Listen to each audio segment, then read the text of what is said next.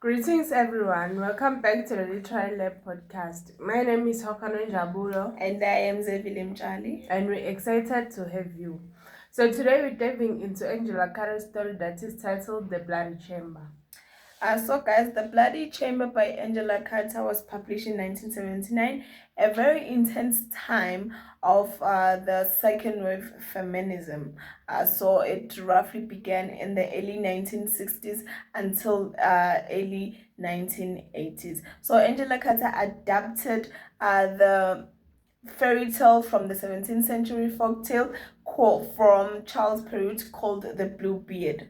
Angela Carter's stories are often intense, dark, and incorporated with the. So start by reflecting Carter's own words. My intention was not to do versions, but to extract latent content from the traditional stories and use it as the beginnings of new stories. So this quote captures her approach. Carter does not simply retell old fairy tales, but she reimagines them into something new and powerful, and also reveal the deeper meanings into this. Moving on to introducing the critical debate.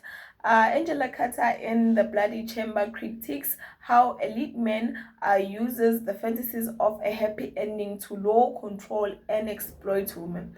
Through her subversive retelling of traditional fairy tale, Carter exposes the darker and immoral underbelly of patriarchal norms and the struggles of women.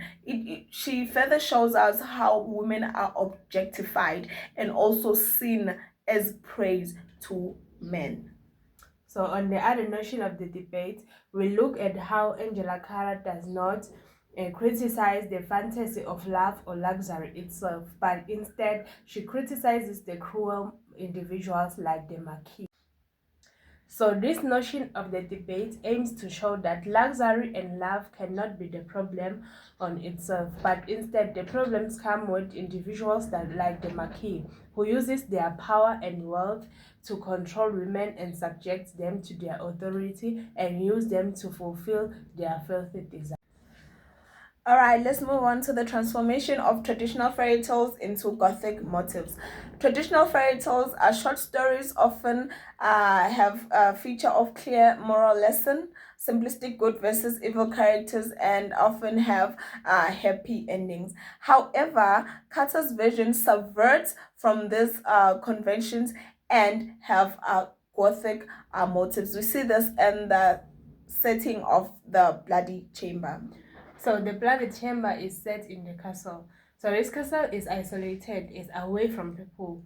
So I would like to think that it is more like a prison where the protagonist is kept away from other people. So the fact that this castle is isolated makes us think about okay.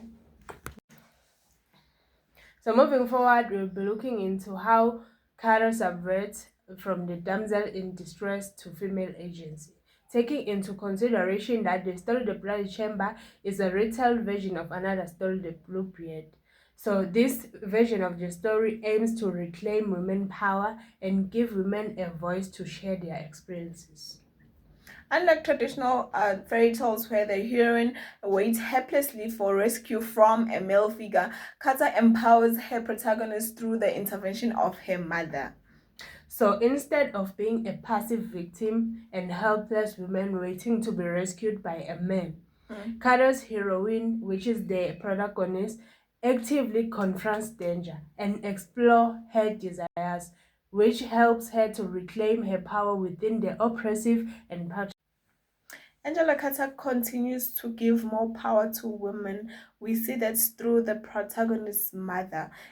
During the beginning of the story, we learn that the protagonist's mother killed a tiger. This acts as a form of foreshadowing where we are still going to see the mother killing a predator, of which in this case it was going to be the Marquis, who had the features of a predator or had features or have characteristics or traits of a predator.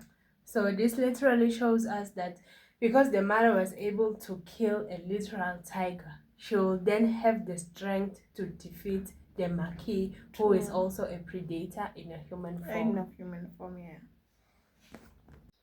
So Carter refuses to let females be victimized, but instead gives them power of doing what. So in conclusion, the heroine's survival in the bloody chamber symbolizes both trauma and reclaimed power. So her survival, which is from her mother and not from a traditional male hero, redefines rescue and power through female solidarity and self-empowerment, rejecting the patriarchal control. Carter's retelling of traditional fairy tales like the Bluebeard serves not only to empower female characters but also to critique the cultural fantasies of romance that often mask violence, control, and gender oppression. So the protagonist's sexuality initially places her at a disadvantage, making her vulnerable to predatory men like the Marquis. Yet, Kara critiques this dynamic by exposing how male power abuses and objectifies women, often under the disguise of being romantic. Carter subverts the idealized fairy tale endings that marks the real power imbalance in relationships. The story reveals how romantic fantasies often serve to conceal abuse and control. So, with the setting of the story, the Bloody Chamber is set in an isolated castle that is very far away from people. So, I feel like this castle acts as a prison whereby the protagonist is kept away from people. So, Angela Carter uses this setting and symbols and other literary devices to evoke a dense atmosphere and the feeling of fear to the readers of the story.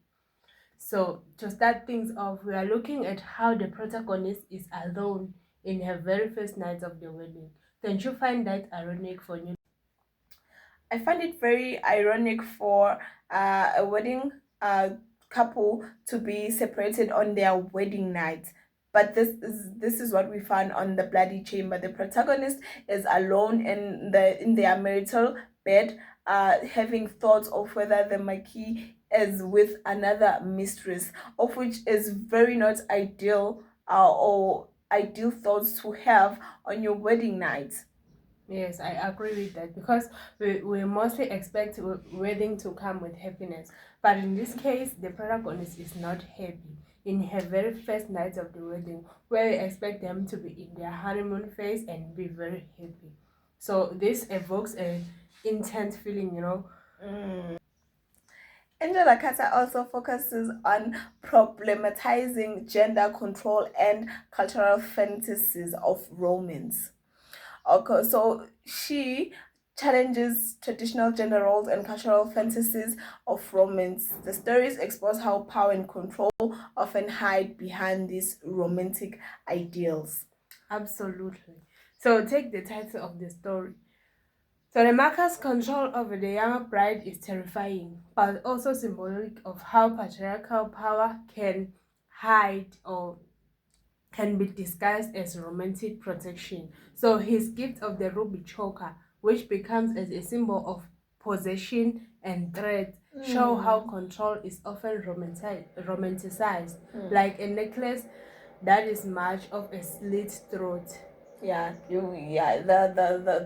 The gift is seen as precious, but on another hand, the it seems as a possession, or more like a dog collar. It is there to mark a territory, to show that the protagonist belongs to them. Yes, and the young heroine's journey from her innocence to her awakening is very crucial.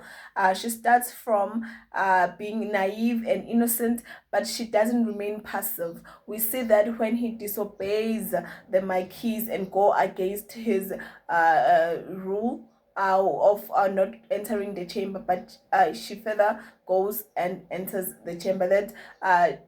That's gives us the sense of her agency and not being passive.